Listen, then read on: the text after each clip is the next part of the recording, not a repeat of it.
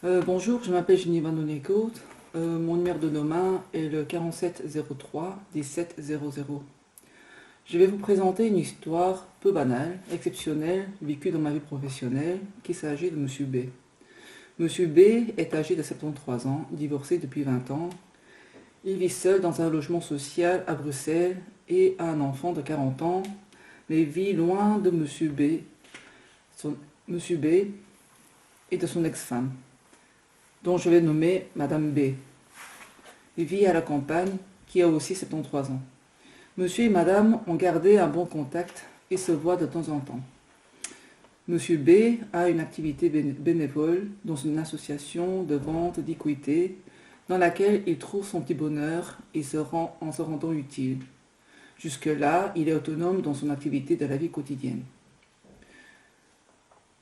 Depuis 60 ans, Monsieur B fume pratiquement son paquet de cigarettes tous les jours, boit du vin et ou du whisky quotidiennement. Son activité physique est très faible. Monsieur B est suivi par un cardiologue depuis plus de 20 ans après le pontage aorte coronarienne, suivi d'une consultation par un pneumologue pour un examen de spirométrie pour exclure le BPCO et qui s'est révélé peu inquiétant. Depuis 10 ans, un gastro-entérologue suit Monsieur B pour une maladie de Crohn. Il a eu également un pontage aortofémoral de la jambe droite par un chirurgien vasculaire qui date d'il y a 12 ans. À l'époque, Monsieur B avait refusé la consultation en tabacologie proposée par l'équipe de chirurgie vasculaire car il avait déjà essayé lors de son opération cardiaque et il n'a pas pu arrêter définitivement. L'an passé, Monsieur B a été opéré du pontage aortofémoral de l'autre jambe. Le chirurgien lui a prévenu que cette opération est délicate vu l'état vasculaire et il risquerait d'une amputation si le pontage échouait. Monsieur B est venu vivre chez Madame B, donc son ex-femme, depuis son opération pour la convalescence. L'opération s'est bien déroulée, mais la suite n'a pas été évidente. La cicatrisation a été très lente, suivie d'une infection, accompagnée de douleurs chroniques. Monsieur B a souhaité prendre un somnifère pour diminuer sa douleur en refusant de prendre les antalgiques qu'il trouvait peu efficaces.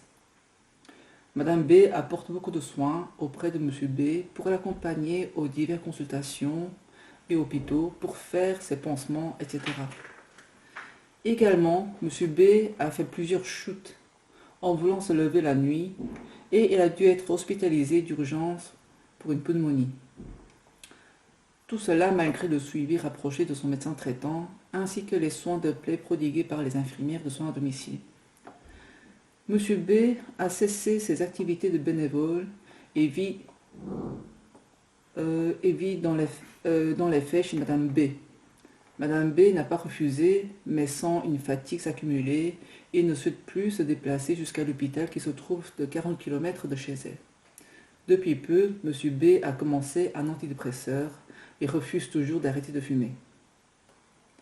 Le fils de Madame B et Monsieur B est inquiet de l'évolution défavorable de son père a pris contact avec le médecin traitant en espérant pour apporter de l'aide malgré la distance qui les sépare. Voici l'histoire de Monsieur B. Donc, selon l'histoire, j'ai fait une analyse centrée sur le besoin et la demande.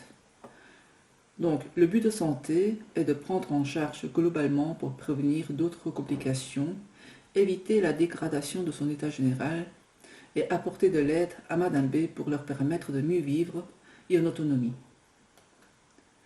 Les besoins de Monsieur B sont multiples. La prise en charge de la plaie de son pied qui ne guérit pas, l'aide pour les activités de la vie quotidienne, dont sa toilette complète, suivre de façon rapprochée pour son problème de BPCO, ainsi que les traitements de prévention d'exacerbation, meilleure alimentation pour faire face à la perte de masse musculaire. Il a besoin d'appui social et soutien psychologique face à sa dépression et d'aide à l'arrêt tabac. Mais le patient ne fait pas la demande car il a peur de déranger les autres.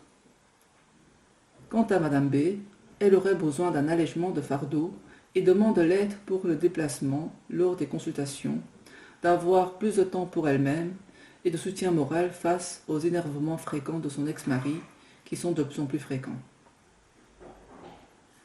Analyse de la situation en fonction de l'offre. Au niveau de l'offre, je commence par l'hôpital.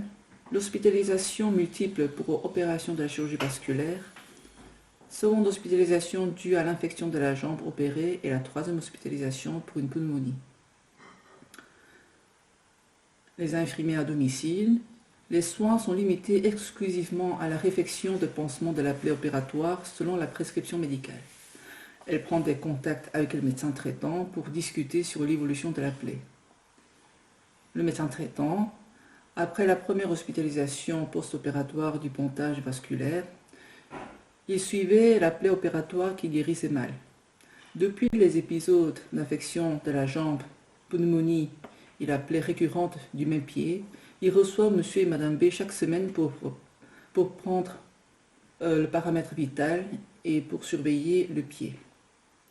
Mme B, qui apporte de l'aide aux activités de la vie quotidienne de M. B, elle fait des pansements du pied et alerte le médecin traitant dès qu'il y a un problème aigu, notamment lors de chutes et pneumonie.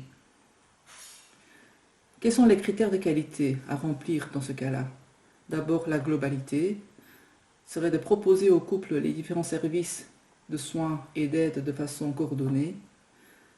Deuxièmement, aide centrée à la personne, considérer l'ensemble des dimensions et d'expériences de santé, respecter leur indépendance, préserver leur intimité, favoriser un réel dialogue entre le patient, aidant proche, le fils et le médecin traitant. La continuité des soins pour la prise en charge de la multimorbidité, l'accessibilité en apportant des soins et aides à domicile ou à proximité. Et en dernier, l'efficience en favorisant la prévention primaire et secondaire en vue d'éviter la réhospitalisation et les complications.